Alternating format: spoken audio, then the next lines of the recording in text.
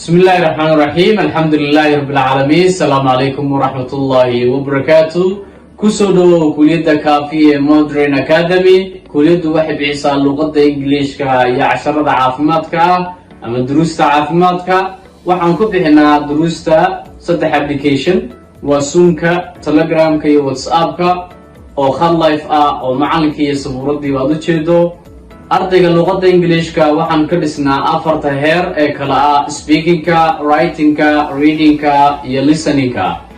Sidoo kale macallinku waxa uu ardayda la sameeyaa practice joogto ah maalin kasta xiisada gadaasheeda ama xaggeeda dambe. qaabka luqadda Ingiriiska aan u dhigno waa qaab casri ah oo u dambeeyay. wixii inta faahfaahin dheeraad ah dad u baahan tahay nagala soo xidhiidh nambarada shaashada kaaga muuqda. mahadsanid mudane ama marwo. hanaanka waxbarashada online-ka oo ay maanta bulshada u guurtay waxay keentay in qofku waayo manhaj tayeysan. waxaan muddo ku soo guda jirnay dhisida nidaam hufan oo ardayda la falgeli karaan una sahlaya barashada luqadda Ingiriiska. waxaan diyaarinay manhaj caalami ah oo ardayda hagaya anaguna aan kula xisaabtamayno. inta ay daraasadu socoto arday walba waxaa loo sameynayaa mid lamataan ah oo ay joogto wada practice gareeyaan si dhamaadka koorsku loo hubiyo in qof walba uga hadli karo luqadda si hufan.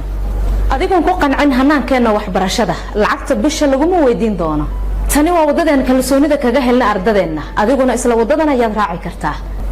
marka laga soo tago waxbarista iyo hanaanka wanaagsan in wax u bixino waxaan aad uga taxadirnaa qaybta adeega macaamiisha iyo adeegida ardayda adiga ka marakaci doona haddii aad nala soo xiriirto. mahadsanid.